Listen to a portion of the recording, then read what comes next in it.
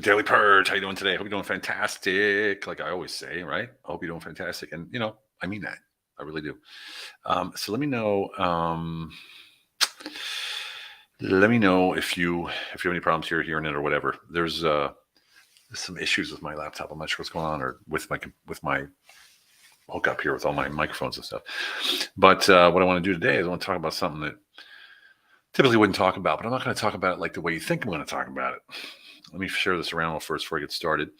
Real quick first before I get started. I think this is something that will interest a lot of you, especially if you're a veteran. I think you're going to understand what I'm talking about.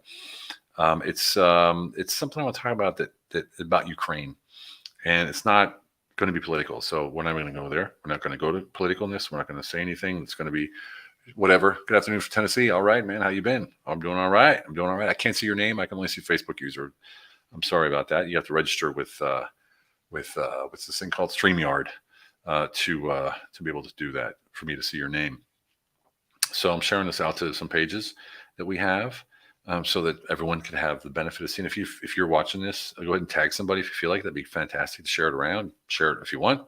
Share it on your page. Share it on your whatever you want to do. That'd be great. I'd love to have you share it around. And the reason to do that is just to get it out there. I'm a giver. That's what I do. I just add value. My life motto is creating radiant value to elevate others to a higher frequency. So, talk about frequencies. The frequency, as most of you know, I live in Hungary, which is where I live, is about 900 kilometers from the border to Ukraine. Now, that seems like a long ways away, but if you're in America, it's not. It's like this close, right? On the map, it's like this. So, what happened? Hey, what's up, Brian? How you doing? So, I'm driving the other day, and on the highway, and I see every third, fourth car is a Ukrainian car, right? So, and it started something inside of me. I'm not sure what it was, but it was like, wow, this reminds me of the wall came down in 1989 when I was on the highway in Germany, watching the East Germans come over. And it was like, wow, what a historic moment that was, and what a tragedy this is. But not in the way that the press is depicting it, okay? For me personally, I noticed a change in my foundational vibration, I guess you could say, right? And so I'm a couple nights after I saw those cars on the highway and stuff and started thinking about it, I was having trouble sleeping, and I couldn't understand why. I'm like, what the heck's going on here?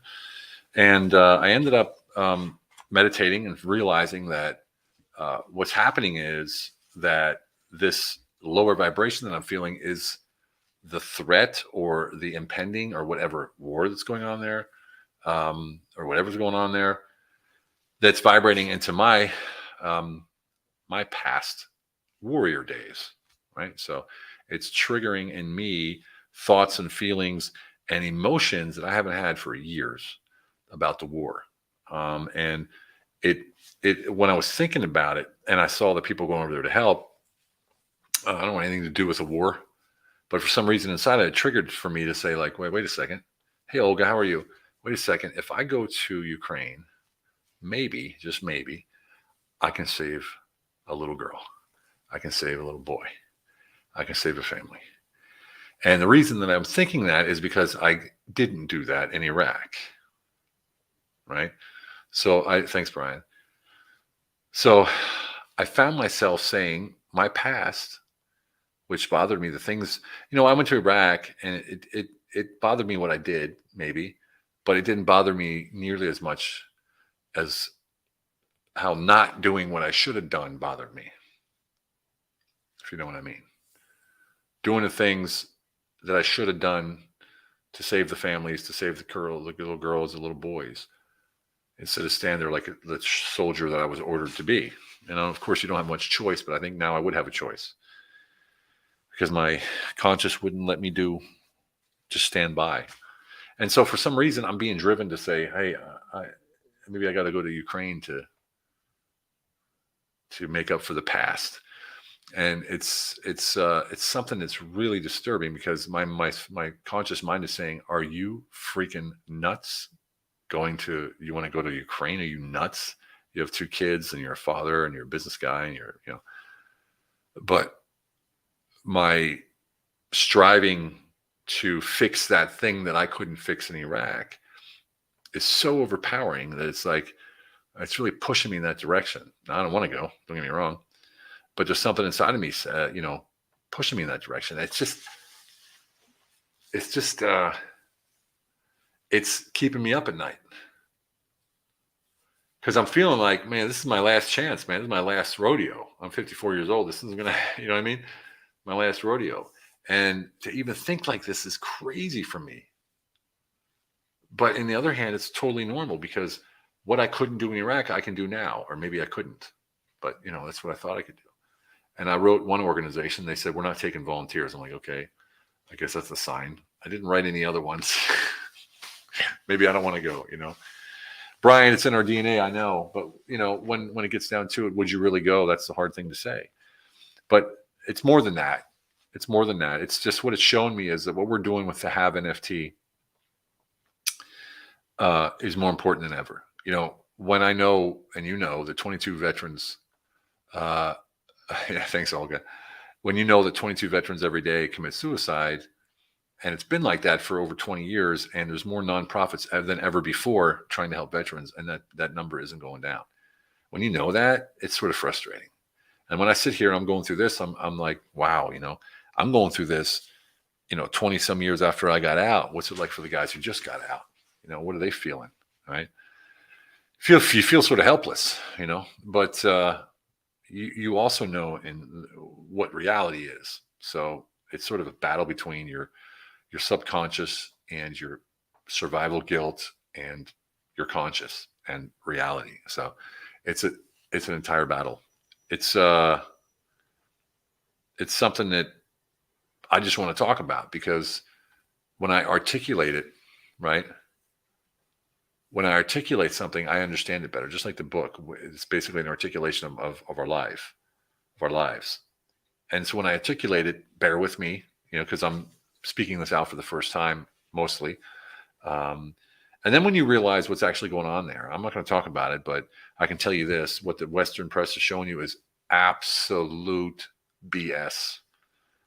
Absolute BS in just about every way, shape, or form. I put you this way: I know a guy who's in Kiev, who's on video with lights and internet and no bombs going off or nothing around him. That's not saying that's not happening, but what it's saying is that the infrastructure isn't being taken out. Now, if you're in a war, that's the first thing you do, right? So just putting it out there, right? Whatever. So there's a lot of other things that are horse shit as well, and of course, you run into young Ukrainians on the rest stop on the highway, which I did on purpose. And you hear things from them too. And it just makes you wonder, like, if I would go over there, I'd be putting myself up for the wrong reason. If you know what I mean. If you don't know what I mean, then do some research, then you'll know what I mean. But the fact that I'm 54 years old, a father sitting here running a nice business, with the Have NFT coming out as well, the Have investment fund, and I'm thinking about putting my life at risk for what? Because of the programming that I went through as a young man. That means that's what truth is, right? When you sacrifice yourself. No, you know what it is. When you join the military, or any kind of career that puts your life at risk, like first responder, police officer, fireman, paramedic, or whatever, you go into a realm of expanded state, meaning you're going to accept the fact that you may not come home from work every night. You're going to get used to and comfortable with that higher sacrifice. Good day, my friend. That higher sacrifice, something so much bigger than yourself that you are puny next to it, right? Makes you automatically selfless, right? Only as a collective can you make a difference. You're a spring chicken, right? As a collective, you can only make a difference if you can't do it on your own, right? It's just,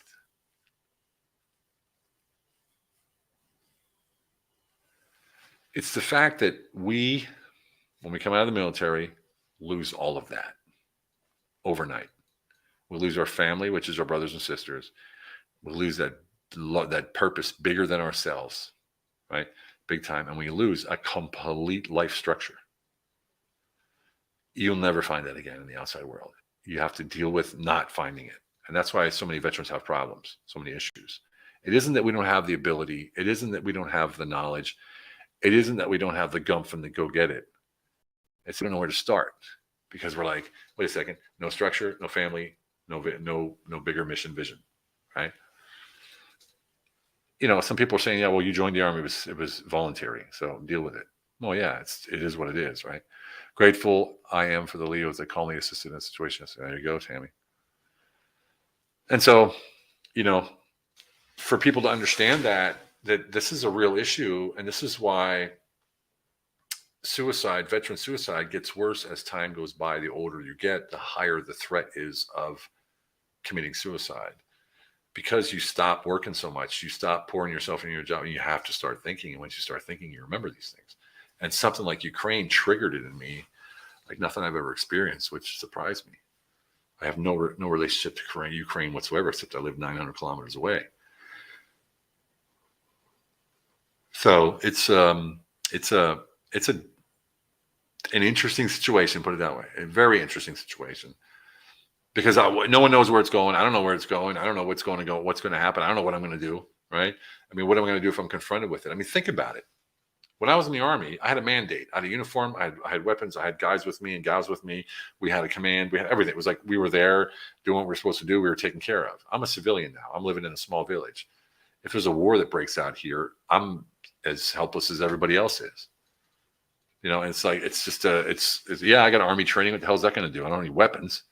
And what am I going to do? Fight an army? You know, I mean, it's like, it's such a strange feeling to feel war on your land. You know, I mean, I know as an American, I'm probably spoiled that way. Well, the Brits haven't had a war on their land in a while either. I mean, the Second World War and most of Europe, but the Balkans, for instance, you know, you had here right next door during the Balkan War, you had neighbors, literal neighbors from two different religions that were neighbors for years, and then they went to war. They had to fight each other, and then if they survived, they came back and they were neighbors again. I mean, that's just some effed up stuff right there, man. You know, and here I sit. Crying in my soup about, you know, about my bigger vision and mission, right? But it's all relative. I don't know. I see veterans in their mid-30s collecting fat monthly pensions for doing nothing the rest of their lives. Wow. Well, I guess you're meeting some different veterans, and maybe you don't know the whole story. There's always a story behind a story. So what you see on the outside isn't necessarily always on the inside. You know, that's one thing, Cynthia, is we never know what people are going through. We don't know what they went through. And the pensions aren't really that good anyway for what you go through. I mean, I went to Iraq and I got PTSD and some other stuff, and poisoned with nerve gas and depleted uranium. I don't know what that's worth, but it's worth much more than what the VA would give me. So, you know, it just depends how you look at it and how the person suffered from it. Some people are ruined for life from a car accident because of the trauma. Some people go to war and don't have any issues. It just depends who you are. And so there's actually more disabled veterans that didn't deploy than those that did deploy, believe it or not. Training accidents and things like that. Trauma. Like when I first went in, my first getting $3,000 a month for the rest of life is pretty cushy. Thanks, Meta. How you doing, Sergeant Major Johns? All right, man. Command Sergeant Major Johns showing up here today. Pretty good, man. Thanks, brother. Now I'm just chatting about, you know, am I safe? I'm safe for now. Yes, indeed. I'm safe for now. We're close by, but we're not close enough to get in trouble right now. But you know, all of the police and the Army here are on 30-minute standby, so 30-minute alert. I had some buddies in the Russian Army as well, officers and stuff, and they're not happy.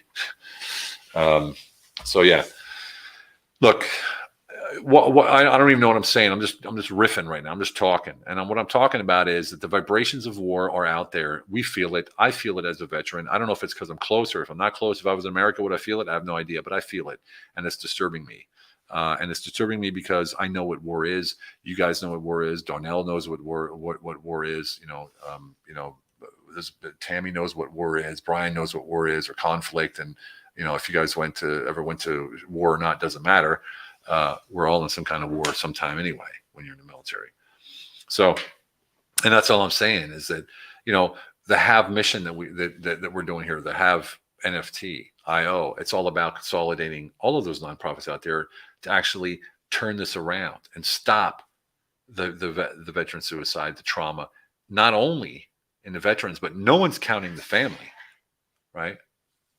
It is, Tammy? Okay. Thank you, Jessica. Wow. No one talks about the family because people forget we go to war and we leave a family behind. We leave kids behind. We leave mothers and fathers and grandmothers and grandfathers behind. That's trauma. My dad told me this past year. He said, I was a nervous wreck the whole time, 6 months you were in Iraq. He said, I would look at CNN every day and look for you, right? And try to find you and see if you're okay. What kind of a effed up life is that for 6 months? Sure, I'm at war, but I'm distracted, right? I'm doing my mission. I'm living my mission. I'm bigger than life. I mean, look, you can't forget that when I left for Iraq, we had to pack our bags, pack boxes, write our will, and write letters in each box for each person who was getting a box if we didn't come home. So when I left, I was ready to die. I was ready to fall. I knew that I was like, okay, I'm going to be in the desert, covered with a flag, picture taken, the whole works. My family will get it and they'll be happy and they'll be proud, right? I was ready to go. You don't come back from that. My cousin was in the Air Force less than 10 years, gets $3,500 a month for the rest of his life.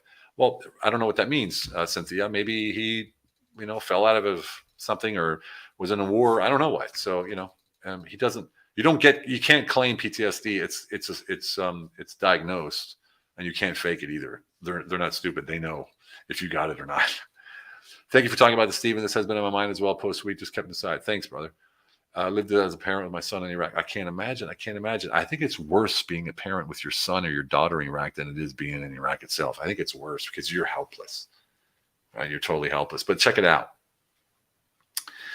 You don't come back from that kind of a thing. When you pack your bags and you write your letters to your parents and your brothers and your sisters saying, if you read this, I'm gone. And then you go and then you come back and you're like, I was ready to die. What the hell am I doing here? What am I going to do now? Right. And there you go. And then you're like, okay, you're out of the Army now. And you're like, no structure, no family, no mission, no bigger vision, no bigger purpose in life. And then the battle begins, right? Transition begins, right? And then you start trying to find your way. And again, veterans, if you look at all of population, about 3% of the entire population are entrepreneurs. 1% of the population are veterans, but 13% of those veterans are entrepreneurs. What does that tell you? It tells you they have the the ability, the will, the want, the wish. But that integration, that transformation, that transition from military to civilian is killer, and it takes years, right? Brian, I can't even imagine, especially since you were in. Inner warrior, there you go. So true. The loved ones worry so much. I think we accept the death idea when we enlist. Hard for our family to understand that. Yeah, and now it's hard for me to understand that. Tammy, like, the hell was I thinking? I don't want to die.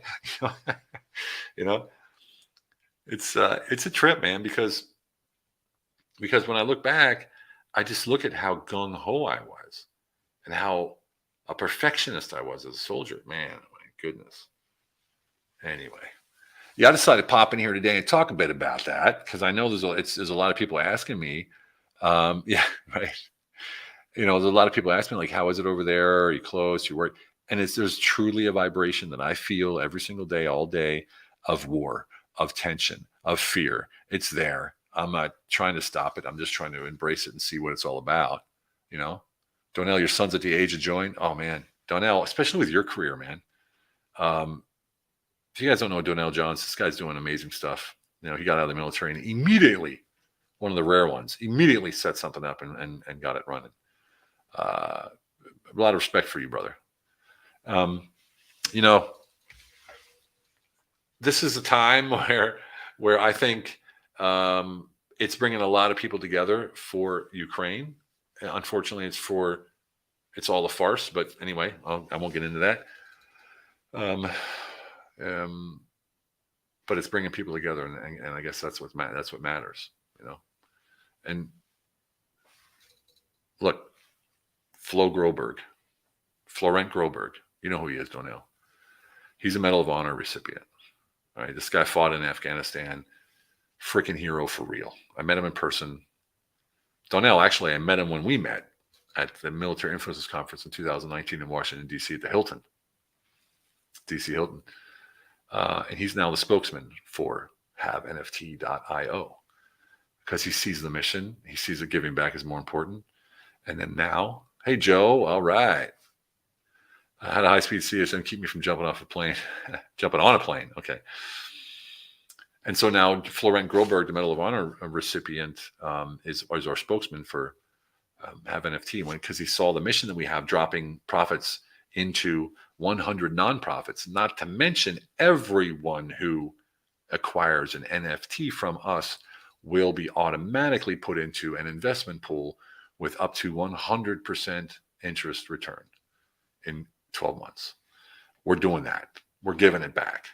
You, as a veteran or veteran supporter, you give and you acquire an NFT, we're going to give you back 100%. So you invest $400 in an NFT, you'll have $800 back. So you get your principal and you get 100% interest. Who does that? Nobody. Plus, we're dropping percentage of the profits into 100 veteran nonprofits, veteran family nonprofits. Cynthia, crypto Ponzi is a scheme. Wow, you don't like veterans or crypto. All right, Cynthia, you're on a roll. I would say pan out a little bit, look at the world, why you're so cynical, and why you don't like so many things. Maybe educate yourself on veterans, talk to your cousin instead of assuming, and talk to people who know about crypto. And of course, NFTs aren't crypto. It's two different things, but that's okay. Do some research. You might be surprised. It's coming whether you like it or not. It's here already. Banks are moving to it. Central banks are moving to it. Countries are moving to it. You have no choice. It's all going to be digital currency anyway. So get used to it. Hey, Meta. All right, I'm going to hit the road, guys and gals. Time to hit the rack. It's 22:35 here in Central Eastern Europe. I wish you well. I wish you a wonderful night. And I hope that you have a fantastic one. And remember, even with all this stuff that's going on, it's all about quality of life.